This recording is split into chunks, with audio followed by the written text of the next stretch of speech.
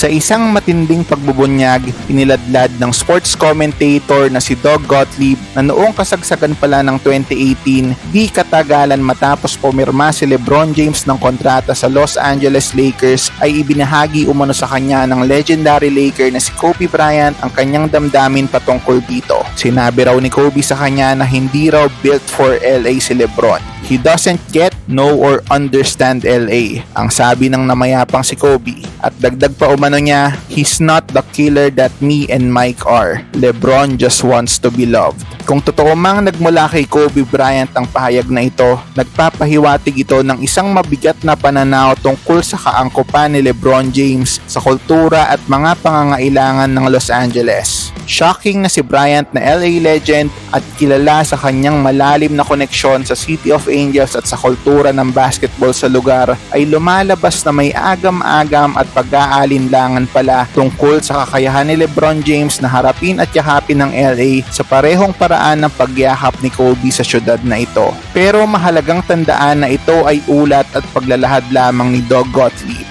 Siyempre, kwento niya to at siya ang bida rito. Pero wala kina Kobe Bryant o LeBron James ang nagkumpirma in public o nagkomento tungkol sa umano'y pahayag na ito. At lalong hindi na mapatotohanan o maitatanggi pa ni Mamba ang pahayag na to dahil wala na siya. Kaya ang dynamic sa pagitan ng dalawang basketball icons tulad ni Bryant at James na parehong may malaking epekto sa franchise ng Lakers ay nagpainit lang lalo ng interes sa mga talakayan tungkol sa kani-kanilang relasyon sa lungsod ng Los Angeles. Sa kabila ng kahangahangang tagumpay ni LeBron James sa kampyonato kasama ang Los Angeles Lakers noong 2020, ang mga sumunod na taon ay naging marka ng mga hamon at hindi natugon ng mga expectation. Nagsimula ang mga problema ng Lakers sa postseason noong 2021 kung saan nakaharap nila ang mga difficulty sa buong season at tuluyang natanggal sila sa unang round ng playoffs. Ang pagdagdag kay Russell Westbrook noong 2022 na bumuo ng isang trio ng mga star cagers ay hindi nagbunga ng inaasahang resulta dahil hindi nakakuha ng pwesto sa playoffs ang Lakers. Kahit noong 2023 nang magawang makarating ng Lakers sa Western Conference Finals, mabigo ang kanilang pag-asa na masungkit ang pangalawang titulo sa ilalim ng pamumuno ni LeBron nang sila ay mawalis ng Denver Nuggets.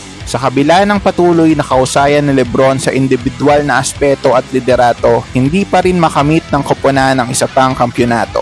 Ang mga recent setbacks na ito ay nag-highlight lang ng unpredictable nature ng sports at ng mga hamon na maaaring kaharapin kahit ng mga nangungunang koponan. Habang patuloy na nangingibabaw si LeBron James sa loob ng court, ang pagkakamit ng pangalawang titulo sa LA ay nananatiling isang challenging na tema na binibigyang diin ng kompetitibong landscape ng NBA at ang mga balakid na kailangang malagpasan ng mga koponan upang makamit ang tuloy-tuloy na tagumpay. Gulat ka rin ba mga ka-Atletico? Anong masasabi mo sa pasabog na to?